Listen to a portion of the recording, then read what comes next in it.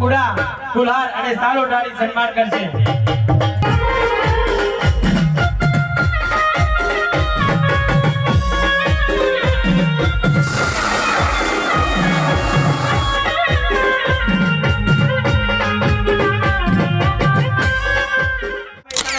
प्रमुख एवं अपना ठाकोर समाज ने जे बिरुद मळ्યું છે જે ગૌરવ કહેવાય એવા અર્જુનજી ઠાકોર ને આપણા ઓનલાઈન ડીજે પત્રકાર સુરેશભાઈ ઠાકોર એમને સાલો ડાળી અને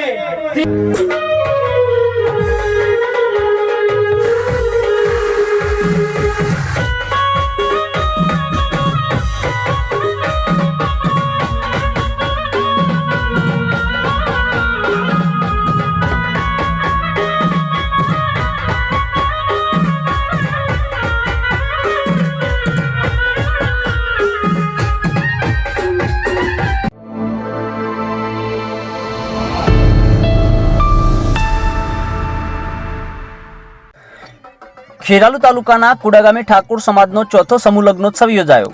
કુડા ગામના વતની અને ઠાકોર સમાજના આગેવાન પ્રહલાદજી ઠાકોર અને સદભાવના ફાઉન્ડેશન વડનગર અને સમૂહ લગ્ન સમિતિના સહયોગથી સમગ્ર કાર્યક્રમ સફળ રહ્યો।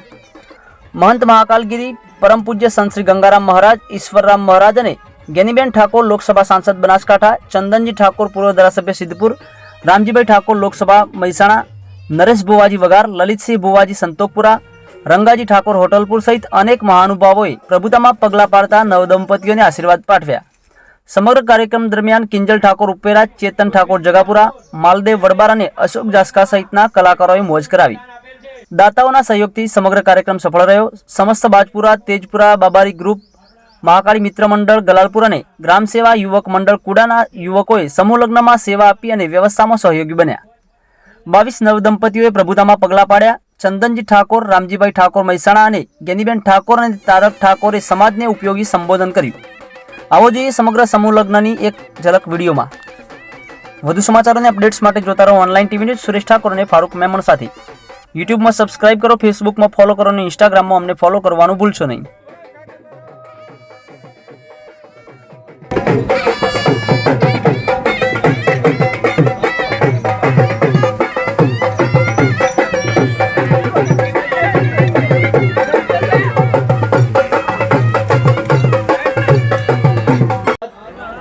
આજે કુડા મુકામે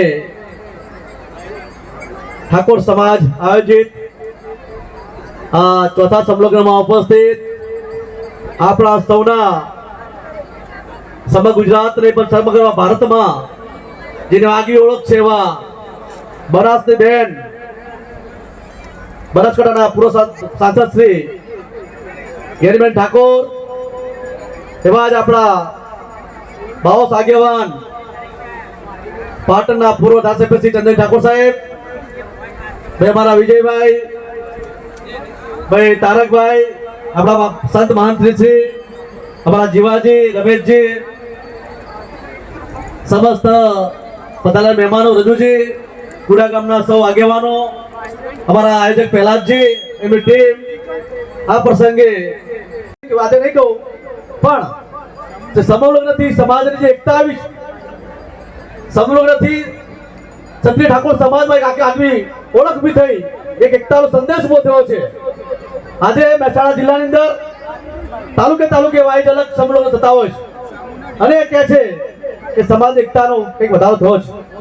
સાથે સાથે જે ત્યાં નવદંપતિ જે પ્રભુતા પગલા પડ્યા છે એમને વિનંતી કરું છું કે કંઈક નાના મોટા વ્યસન કરતા હોય મારા ભાઈઓ, મારી બહેનો, તો વ્યસનવાદથી મૂકી દેજો। તમારા જીવનને નવી શરૂઆત કરજો। આવનાર ભવિષ્ય માટે, આવનાર બાળકો માટે આગવું આયોજન કરજો। સમાજમાં જે પણ વડીલો છે, ભાઈઓ બહેનો છે, સમાજનો વિકાસ કરવો છે તો પોતાના ઘરથી શરૂઆત કરવી પડશે। પોતાના ઘરથી IAS, IPS ને કલેક્ટર, મામલતદાર ઉભા કરવા પડશે। શિક્ષણની આગી ધોધ જગાવી પડશે। આજે વધુ નહીં કહેતા અહીંયા બોલાયા, અમારું સ્વાગત થયું એ બધા આયોજકોનો, પ્રહલાદજી ને ટીમનો હું ખૂબ આભાર માનું છું। જય હિન્દ, જય ગુજરાત। સમાજ સેવક છે, હવે હું વિનંતી કરું। ભારત માતા કી જય। ભારત માતા કી સદારામ બાપુની સદારામ બાપુની કુડા ગામે આજે ચોથા સમૂહ લગ્નમાં સમગ્ર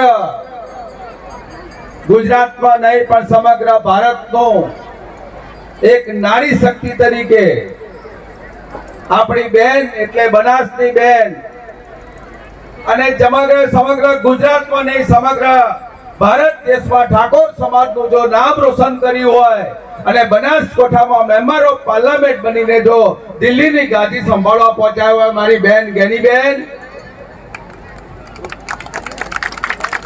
એક બેન છે, એક બેન માટે જો આટલી તાળીઓ થઈ જાય તો એક દીકરીને કેવડા મોટા આશીર્વાદ મળે સાહેબ. આપણે બધા તાળીઓથી બે હાથ ઊંચા કરીને જ્ઞાનીબેનને વધાવી લઈએ કે જ્ઞાનીબેન તમે અમારા સમાજનું નેતૃત્વ પૂરું પાડજો અને અમારી જ્યાં જરૂર પડે ત્યાં અમારે મદદરૂપ કરજો એવો આશીર્વાદ બેન જોડે બધા માંગજો એવી આપ સૌને વિનંતી કરું છું. એવા જ રામજીભાઈ આ વિસ્તારનો હંમેશા ચિંતા કરી છે એવા રામજીભાઈ ઠાકોર સમૂહ લગ્ન સમિતિ પહેલાજી અને એમની ટીમ જ્યાં તમને અહીંયા એકબીજાને અરસપરસ ભેગા કરવાનું જે કામ કર્યું છે એ સમય લગ્ન ટીમને પણ અભિનંદન પાઠવું છું. આપણા અહીંયા સાધુ સંતો પણ પધાર્યા છે, તારકભાઈ પણ ઓબીસી મંચ ચલાવે છે એ પણ પધાર્યા છે અને આજુબાજુના વિસ્તારમાં જોનવિયા અને મોડવિયાઓ અહીંયા સમૂહ લગ્નમાં જોડાયા છે. સૌને ચંદનજી ઠાકોરના રામ રામ કરું છું ને વિનંતી પણ કરું છું. આજના તબક્કે આપ જોનૈયા અને મોડવિયા થઈને હવે આયા છો અને અહીંયા દાતાઓએ પણ ખૂબ સારું દાન આપ્યું છે અને દાતાઓને પણ કહેવા જવું તો પંછી પાણી પીને છે ઘટે ન સરિતા નીર, પંછી પાણી પીને છે ઘટે ન સરિતા નીર, દાન કરે ધન ન કરે સહાય કરે રઘુવીર.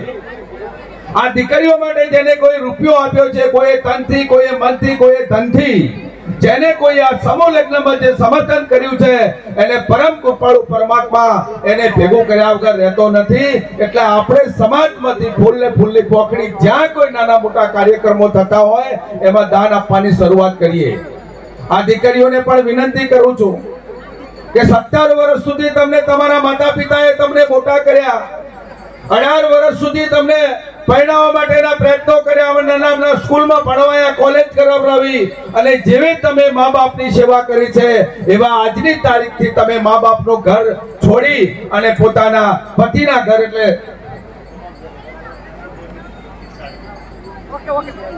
એટલે એ જે પ્રેમી ગુલો જે આજે સાસરા પક્ષમાં જવાના છે એવી જ પોતાની મા બાપની સેવા કરે એવી દીકરીઓને પણ વિનંતી પણ કરું છું.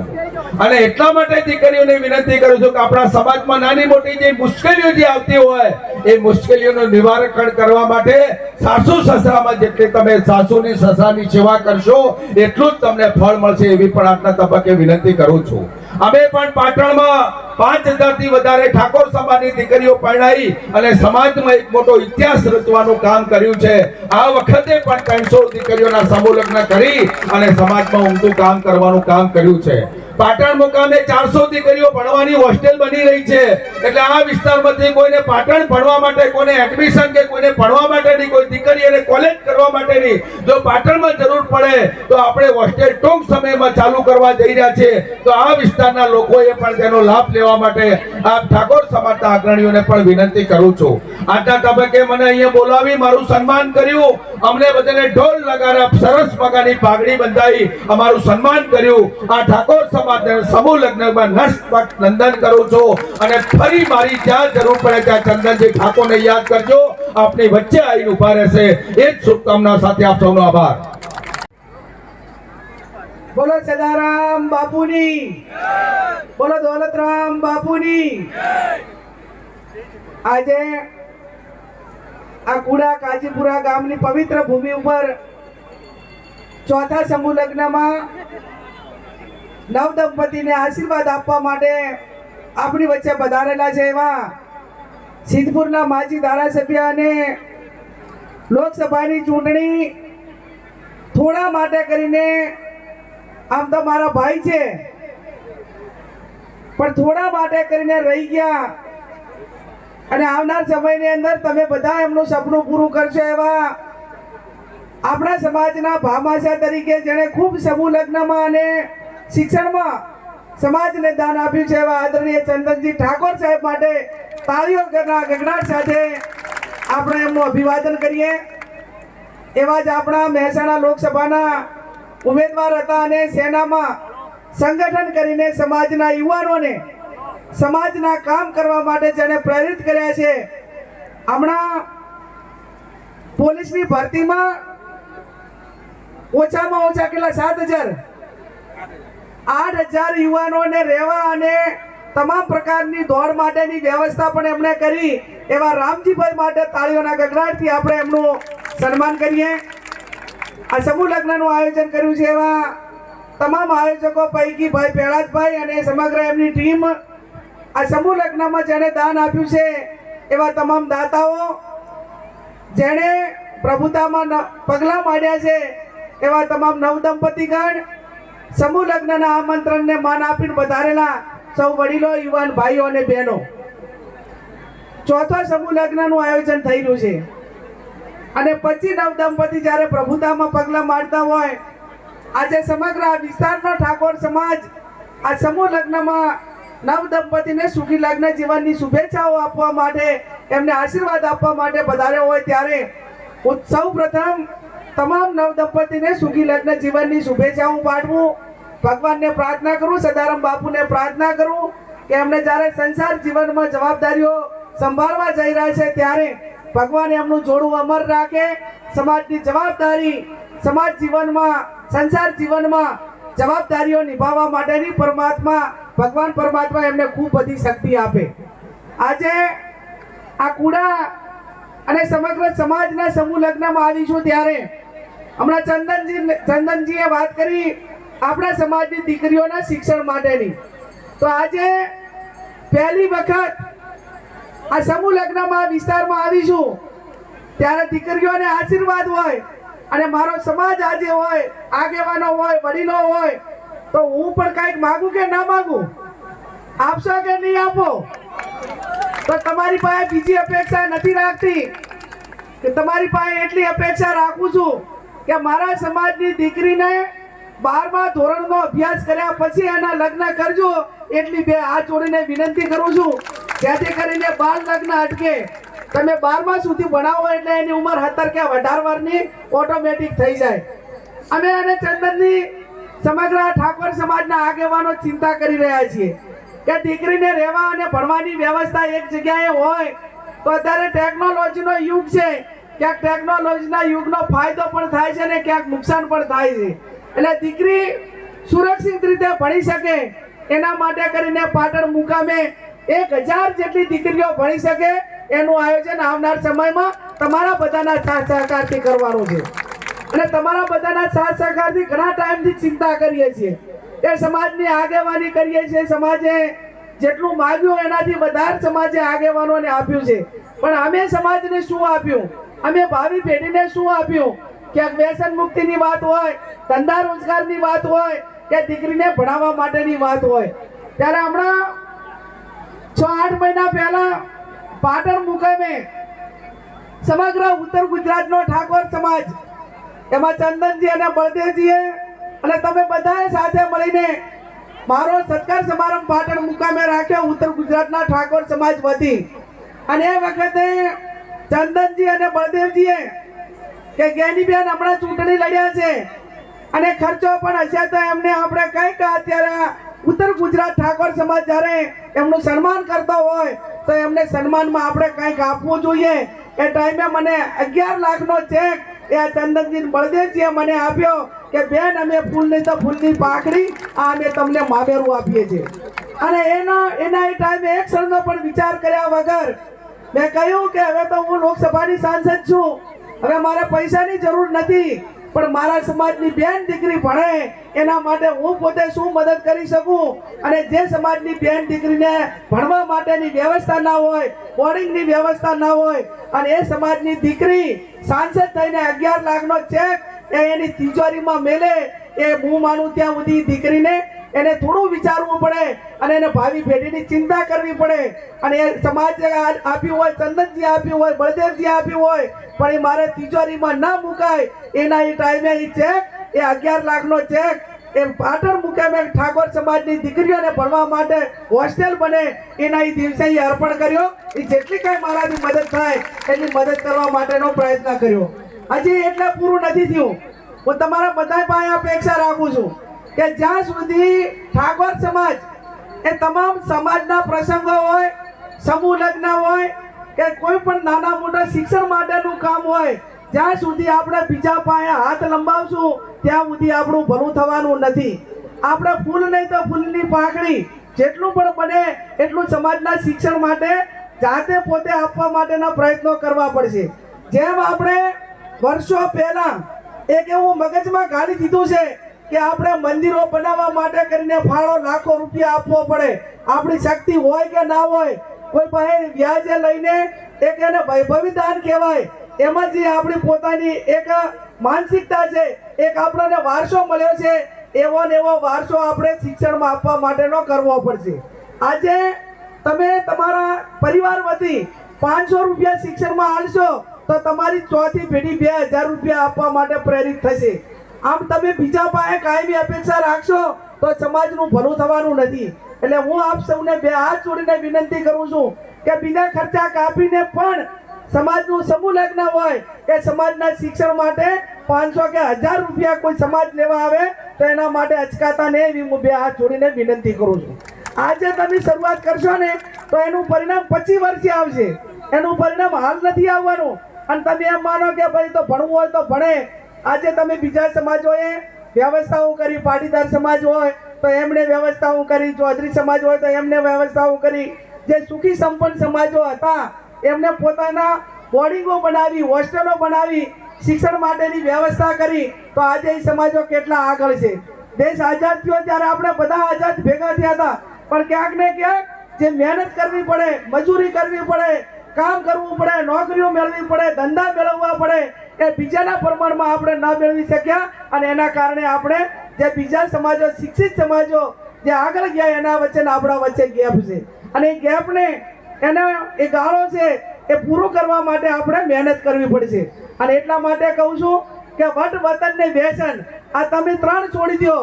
જ્યારે વટ કરવા માટે જ્યારે કરવાનો હોય ત્યારે કરો, પણ ઘરના પ્રસંગો હોય કે બીજા કઈ પ્રસંગો હોય એ તમારામાં જેટલી સગવડ હોય એટલા જ પ્રસંગો કરો. વટ વતન, અને વતન એટલા માટે કહું છું કે છોકરાઓને ભણવા માટે જવું પડે કે કંઈક ધંધા રોજગાર માટે જવું પડે તો અહીં વતનમાં બેસી રહેવાની જરૂર નથી. આજે તમે એમ માનો કે જે જેને દેશ છોડ્યો, જેને રાજ્ય છોડ્યું, જેને જિલ્લો છોડ્યો, જેને તાલુકો છોડ્યો, એ જ કંઈક મેળવી શક્યા જેને માઇગ્રેશન કર્યું. અને બીજું હું તમને કહું છું વટ વતન ને વ્યસન.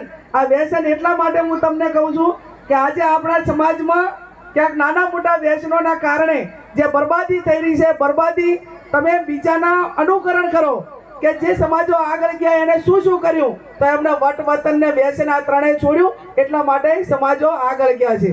આપ સૌને પણ મારી વિનંતી છે કે જ્યારે જ્યાં જરૂર પડે ત્યાં આ 3 વસ્તુ છોડી દેવા માટેની જરૂર છે.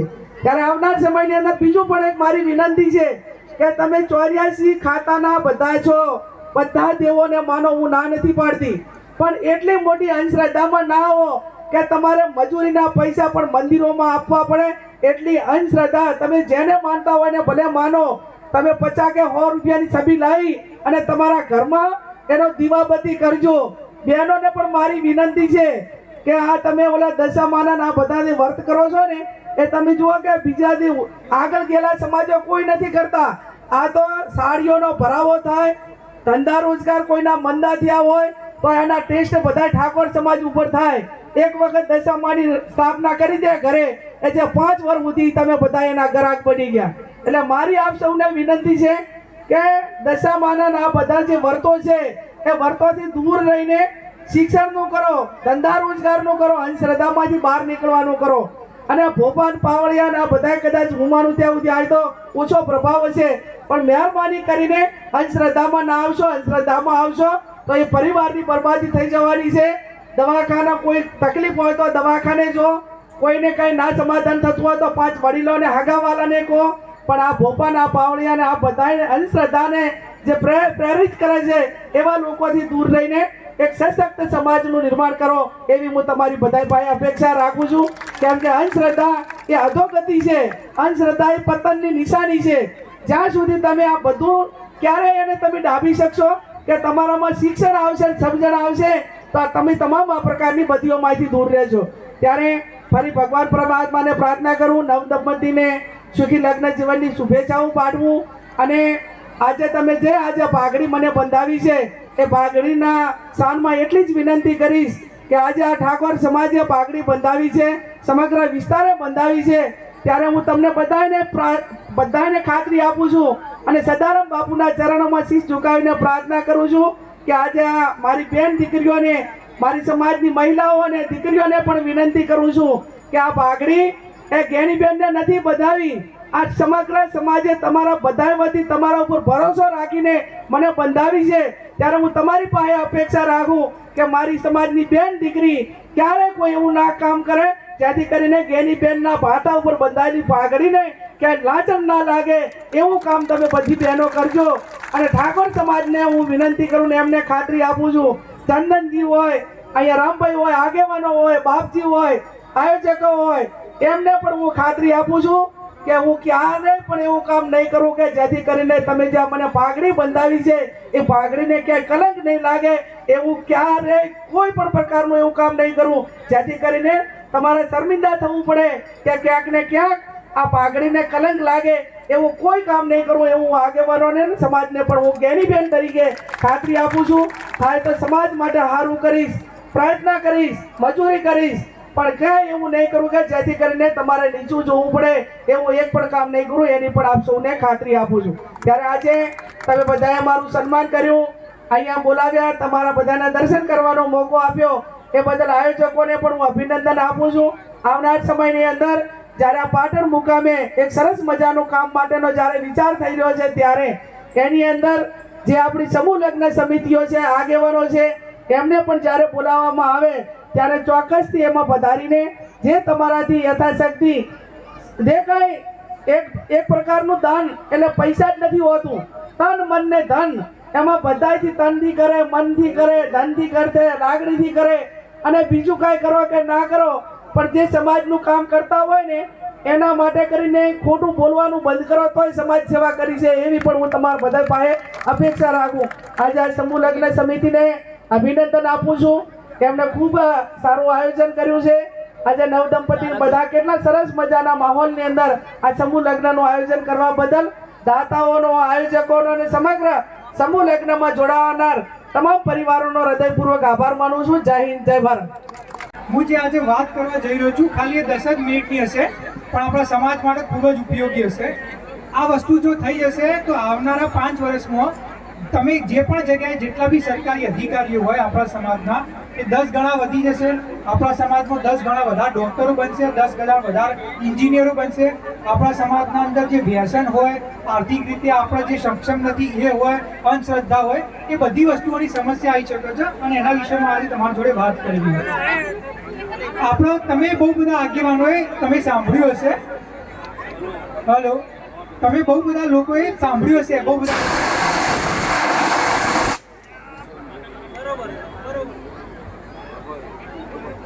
હલો, હા, તો તમે બહુ બધા લોકો દ્વારા સાંભળ્યું હશે કે ઠાકોર સમાજમાં શિક્ષણ ઓછું છે, ઠાકોર સમાજમાં અંધશ્રદ્ધા વધારે છે, ઠાકોર સમાજના અંદર લોકો મહેનત નથી કરતા, લોકો ઘરના બહાર નીકળવા તૈયાર નથી. આ બધી વસ્તુઓ તમે સાંભળી હશે. તમને એવું એ કહેતા હશે કે ભાઈ ઠાકોર સમાજના યુવાઓ મહેનત નથી કરતા, એ પરીક્ષા માટે તૈયારી નહીં કરતા, અને બીજા સમાજના યુવાઓ બહુ મહેનત કરે છે, એ બહુ પ્રયત્ન કરી રહ્યા છે. તો આ વસ્તુના અંદર વાસ્તવિકતા શું છે આપણે એની વાત કરીશું આજની તારીખના અંદર. વાત એવી છે કે જે ઓબીસી અનામત આપવામાં આવે છે, 27% અનામત આપવામાં આવે. આ અનામતનો ઉદ્દેશ શું હોય કે જ્યારે આપણા સમાજના યુવાઓ 12મા ધોરણ પછી એ કોઈ પણ કોલેજમાં એડમિશન લેવા જાય, પછી એન્જિનિયરિંગમાં બનવા માંગતા હોય, ડૉક્ટર બનવા માંગતા હોય, કંઈ પણ કોર્સ કરવા માંગતા હોય, કોઈ પણ પ્રકારની સરકારી પરીક્ષામાં જવા માંગતા હોય, પછી કોન્સ્ટેબલ હોય, તલાટી હોય, ડેપ્યુટી કલેક્ટર હોય કે ડીવાયએસપી હોય, તો આ બધી જગ્યાએ અનામતનો લાભ મળતો હોય છે. હવે વસ્તુ એવી થઈ કે ઓબીસીના અંદર જે તે સમયે 82 જ્ઞાતિઓ હતી કે જેમને ઓબીસીનો લાભ મળતો હતો. પછી અમુક ઘણી બધી એવી જ્ઞાતિઓ હતી કે જેમને એમ કહ્યું કે અનામત ના હોવી જોઈએ, પણ અનામત તો આવી જ જઈ. તો એમને શું કર્યું કે એમને સરકાર ઉપર દબાણ બનાવ્યો અને અનામત એ સામાજિક, શૈક્ષણિક, આર્થિક રીતે સમૃદ્ધ હોવા છતાં એ ઓબીસીમાં આવી ગયા. હવે આજની તારીખના અંદર 146 જ્ઞાતિઓ ઓબીસીમાં આવે છે, 146. પણ તમે કોઈ પણ પરીક્ષાનું પરિણામ જોઈ લો, તમે કોન્સ્ટેબલની પરીક્ષા લઈ લો, ડેપ્યુટી કલેક્ટર લઈ લો, ક્લાસ 1 2 અધિકારી લઈ લો, ડોક્ટર લઈ લો, તો એમાં તમને 146 માંથી ખાલી અને ખાલી 10 જ્ઞાતિઓના જ નામ જોવા મળશે. તમને એમ જ કહેવામાં આવશે કે ભાઈ આ જ્ઞાતિના લોકો જ મહેનત કરે છે, આ જ તૈયારી કરે અને આ જ હોશિયાર, અને તમે મહેનત નથી કરતા. વાસ્તવિકતા એ છે કે આ અનામત આપવામાં આવી હતી જે સામાજિક અને શૈક્ષણિક રીતે પછાત વર્ગ છે એમને. અને આજની તારીખના અંદર જે સૌથી સમૃદ્ધ જ્ઞાતિઓ એવી જ્ઞાતિઓ કે જેમના જોડે શૈક્ષણિક સંસ્થાઓ છે, એવી જ્ઞાતિઓ કે જેમના ઘેર આજે 2-3 અધિકારીઓ છે, એવી જ્ઞાતિઓ જે 65% સુખી થઈ જઈએ, એ સૌથી વધારે ઓબીસીના અંદર અનામત લઈ રહી. એમનું રહેવાનું, એમનું ધંધો, એમનું રોજગાર, એમના સંબંધો એ બધા સમૃદ્ધ જ્ઞાતિઓ જોડે છે. ખાલી અનામત લેવા માટે ઓબીસીમાં આવી જશે. એના કારણથી આપણા સમાજને લાભ નથી મળતો અને એનું સમાધાન આજે હું તમારી સમક્ષ લાવવા માંગી રહ્યો છું. એને ધ્યાનથી સાંભળો. તમને ઉદાહરણ તરીકે એક 100 માર્ક્સની પરીક્ષા હોય અને 100 માર્ક્સની પરીક્ષામાં જે પાસ થઈ જાય એ ડોક્ટર બને, એ એન્જિનિયર બને, એ તલાટી બને, એ ક્લાર્ક બને, એ ડેપ્યુટી કલેક્ટર બને, એ ડીવાયએસપી બને, બરોબર કે નહીં? તો વસ્તુ એ થઈ કે આજની તારીખના અંદર જે જનરલ કેટેગરી હોય કે જે સમૃદ્ધ જ્ઞાતિ હોય એમનું કટ ઓફ હોય 100 માંથી 85 માર્ક્સ. મતલબ એમનો બાળક 85 માર્ક્સ લાવે તો એ પાસ થઈ જાય. ઓબીસી કે જેમાં આપણે આવીએ છીએ સામાજિક, શૈક્ષણિક રીતે પછાત, તો આપણા માટે કટ ઓફ હોય 82 માર્ક્સ, બરોબર કે નહીં? 3 માર્ક્સ ઓછા. હવે આના અંદર વસ્તુ એવી છે કે આપણા સમાજના યુવાઓ બહુ મહેનત, ઘણા તમારા આગેવાનો કહેતા હશે કે લોકો કહેતા હશે કે ભાઈ આપણા સમાજના યુવાઓ મહેનત નથી કરતા. હું તમને એમ કહેવા માંગુ છું, કોઈ પણ સમાજના અંદર 100% શિક્ષણ ના હોય. આપણા સમાજના અંદર 50% બાળકો એવા હશે કે જે નથી ભણતા, કે જેમના શિક્ષણમાં રસ નથી, એમને સાઈડમાં મૂકી દો. પણ જે 50% બાળકોનો શિક્ષણમાં રસ છે, જેમને જીવનમાં આગળ આવવું છે, જેમને કંઈ કરવું છે અને મહેનત કર્યા હોવા છતાં પાસ નથી થઈ શકતા, તો એમના માટે શું કરી શકીએ આપણે એની વાત કરી રહ્યા છીએ. તમે વિચાર કરો, 83 માર્ક્સે પરીક્ષા પાસ થતી હોય અને આપણા સમાજના યુવાઓને 82 માર્ક્સ આવ્યા, 81 માર્ક્સ આવ્યા, 80 માર્ક્સ આવ્યા, એનો મતલબ એ તો નથી એને મહેનત નથી કરી. મહેનત કરી છે પણ તો પણ એ પાસ નથી થઈ શક્યા. તો આનું સમાધાન શું? આનું સમાધાન એ છે 1993ના અંદર માનનીય સુપ્રીમ કોર્ટે એવું કહ્યું હતું કે ઓબીસીના અંદર અનામતમાં વર્ગીકરણ કરો. વર્ગીકરણનો મતલબ શું થાય કે તમને ખબર છે કે ભાઈ 146ના અંદર ખાલી અને ખાલી 10 જ્ઞાતિઓ બહુ સમૃદ્ધ છે, એમની સંખ્યા 20% નહીં અને 80% અનામતનો લાભ લઈ જાય છે. તો એક કામ કરો, તમે 27 માંથી 20% એટલે 6% અનામત એમને અલગ આપી દો. અને જે બીજી જ્ઞાતિઓ છે, ઠાકોર સમાજ, કોળી સમાજ, દેવી પૂજક, રાવળ, વણજારા, ગોસાઈ, નટ, ધોબી, મોચી, એ જ્ઞાતિઓ કે જેમનું આજની તારીખના અંદર સરકારી નોકરીના અંદર પ્રતિનિધિત્વ ના બરોબર છે, એમને તમે 21% અલગ અનામત આપી દો. હવે આનાથી ફાયદો શું થશે હું તમને સમજાવું. ઉદાહરણ તરીકે 100 માર્ક્સની પરીક્ષા હતી, આપણું કટ ઓફ આવતું હતું 83 માર્ક્સ. 83 માર્ક્સનો મતલબ એ કે આપણા સમાજનો યુવા જે 82 માર્ક્સ લાવતો હતો, 81 માર્ક્સ લાવતો હતો, 80 માર્ક્સ લાવતો હતો, એ ફેલ થતું હતું. પણ વર્ગીકરણ થશે તો આપણું કટ ઓફ થઈ જશે 70 માર્ક્સ. 70 માર્ક્સથી એ થશે કે આજની તારીખમાં આપણા સમાજમાં 100 કોન્સ્ટેબલ બનતા હશે તો એના જગ્યાએ 1000 બનશે. ડેપ્યુટી કલેક્ટર, દરેક જિલ્લામાં આપણો ડેપ્યુટી કલેક્ટર હશે, ડીવાયએસપી હશે. હું તમને ઉદાહરણ આપું, આજની તારીખના અંદર તમે કોઈ પણ કચેરીમાં જતા રહો, કોઈ બી જગ્યાએ જતા રહો, તમારી આંખો તરસી જશે. આપણા સમાજનો તમને એક અધિકારી જોવા નહીં મળે અને તમારે ધક્કા ખાવા પરથી તમારું કામ નહીં થાય. જો આપણા સમાજના યુવાઓ ત્યાં આગળ ડેપ્યુટી કલેક્ટર, ડીવાયએસપી કે મામલતદાર બનીને બેઠા છે તો આપણને એવી અગવડ નહીં થાય. અને એટલા માટે અનામતમાં વર્ગીકરણ થવું જરૂરી છે. આજની તારીખના અંદર ભારતના 12 રાજ્યો એવા છે કે જ્યાં ઓબીસીમાં વર્ગીકરણ થઈ ચૂક્યું છે. એમાં કોંગ્રેસના રાજ્યો છે અને ભાજપના રાજ્યો છે. કોંગ્રેસની વાત કરીએ તો કર્ણાટક અને તેલંગાણા, ભાજપની વાત કરીએ તો મહારાષ્ટ્ર, રાજસ્થાન, હરિયાણા, બિહાર અને એના સિવાય બી બીજા રાજ્યોમાં અમલમાં છે. 50 વર્ષથી અમલમાં છે. મારો પ્રશ્ન એ છે કે આ પાર્ટીએ પોતપોતાના વિસ્તારમાં વર્ગીકરણ કર્યું અનામતમાં, તો આપણા સમાજમાં, ગુજરાતમાં કેમ નહીં? તમે વિચાર કરો, આપણા સમાજના યુવાઓ અડધા માર્ક્સથી, 1 માર્ક્સથી, 2 માર્ક્સથી રહી જાય છે જો અનામતમાં વર્ગીકરણ થશે તો આપણા સમાજના યુવાઓ તમને ઘેર ઘેર ડોક્ટર, ઘેર ઘેર એન્જિનિયર, તમને ઘેર ઘેર અધિકારીઓ જોવા મળશે અને આપણા સમાજનો વિકાસ થશે, જે થવો જોઈએ.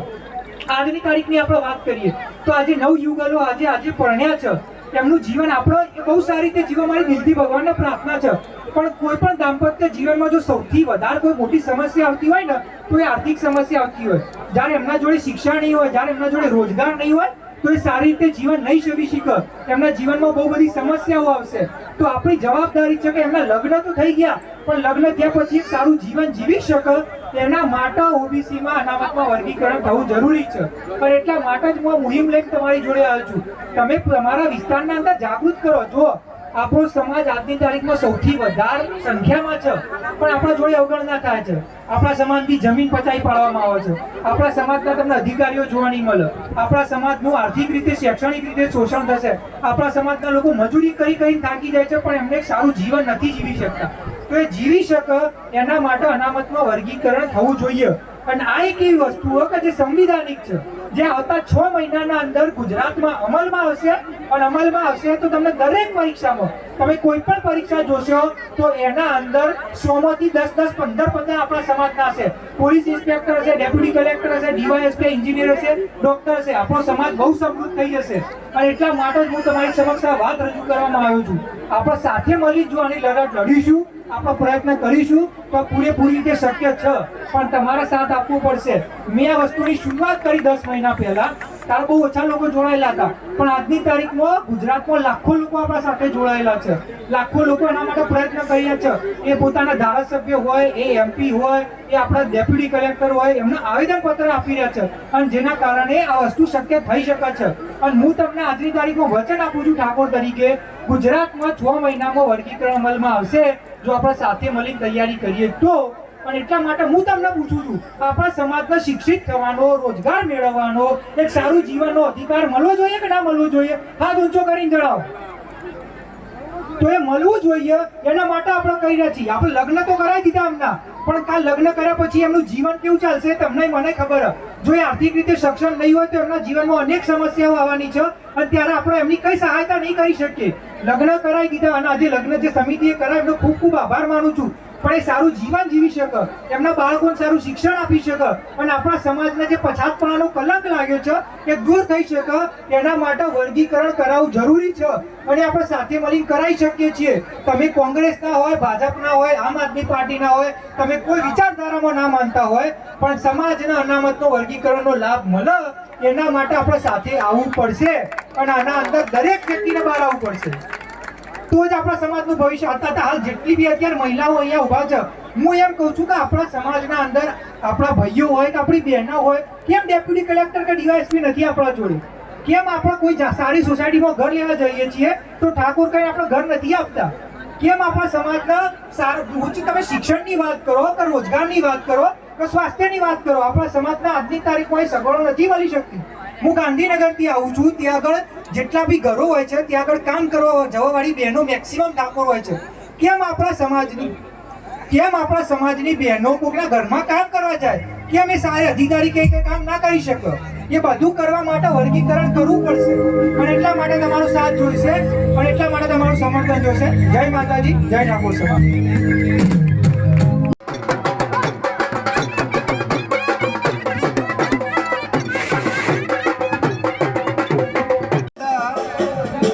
વ્યવસ્થા જાળવ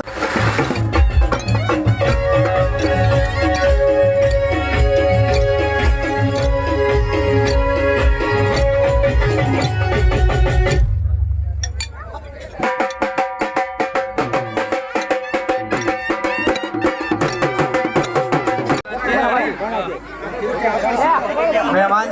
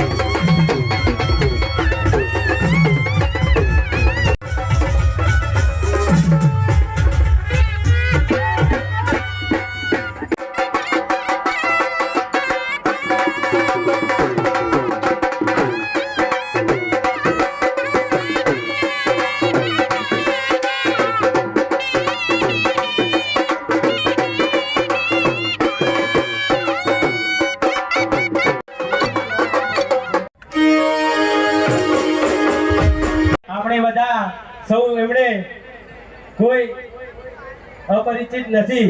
બીજા એવા અમારા ઈડરસિંહ લાલભાઈ ઠાકોર, રસિકલાલ મહારાજ બીજા થોડીવાર તારકભાઈ ઠાકોર, વધારેલા મોગેરા તારકભાઈને આપણે થોડી વાર એક સમાજની લાગણી ને માગણી અંતે અહીંયા પધારે છે તો આપણે કોઈ સંભળવાના હોય તો આપણે એમને વ્યવસ્થા પૂરી પાડવી જોઈએ, અભાવ ના કરવો જોઈએ. ગરમીનો માહોલ છે તો દરેકે હવે આપણું કાઉન્ટર ગેટની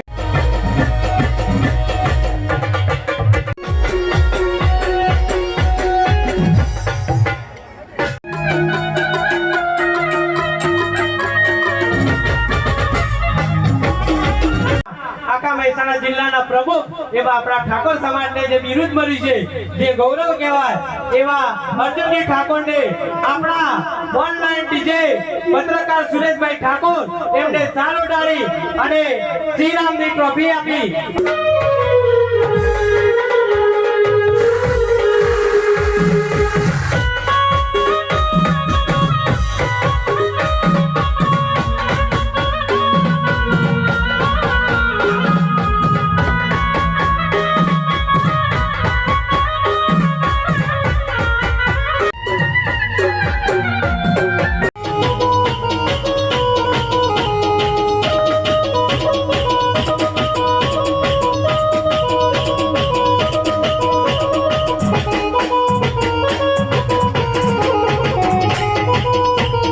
ઠાકોર નટુજી રવાજી સાલો ડાળી.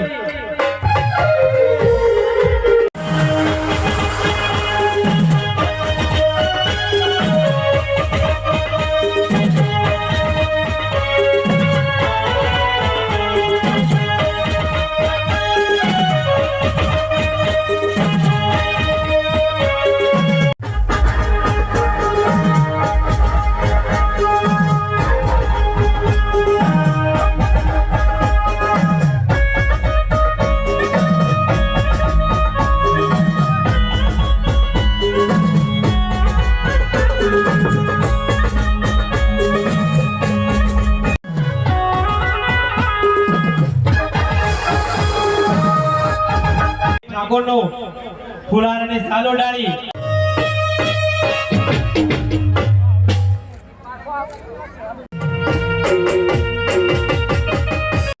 પૃથ્વીસિંહ ઠાકોર જેમને આ સમૂહ લગ્નમાં 5100 રૂપિયા દાન આપેલ છે. હેલો બધા ભાઈ નીચે બેસી જાઓ તો વ્યવસ્થા જળવાય. નીચે બેસી જાઓ તો વ્યવસ્થા જળવાય. બધા પહેલાથી ચાલુ કરવાનું.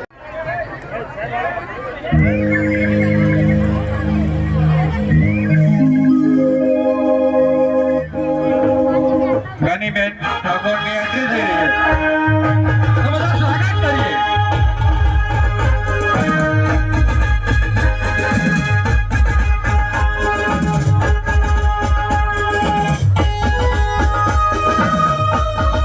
વર્ષોથી સામાજિક પ્રવૃત્તિ કરતા એવા રોમજીભાઈ ઠાકોર જેને મહેસાણા જિલ્લામાં ઠાકોર સેના માટે પોતાનું લોહી વેડ્યું હતું.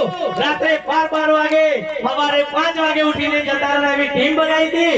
એવા બીજા આપણા પધારેલા મહેમાન તો આપણે આપણા પધારેલા મહેમાનોને ભેટો બાંધી અને એમનું સ્વાગત.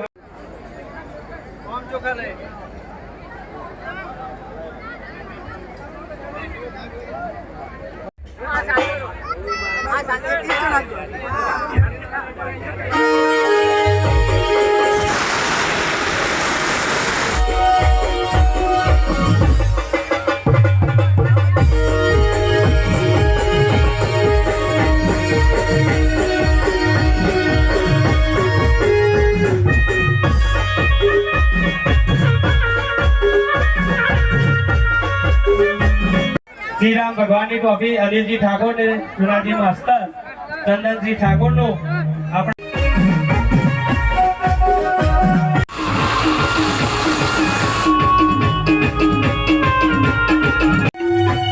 આપણે આપીએ છીએ. પણ આપણે એક પેલા મહેમાન ગેટ ઉપર 10 મિનિટ ની ખડા જેમને અહીંયા લાવી દઈએ અને એટલે વચ્ચે ડિસ્ટર્બ ના થાય. અને પછી આપણા નવ દંપતી જેટ છેલ્લા 4 કલાકથી બેઠા જેમને જમવાનું પણ છે. સ્વયંસેવક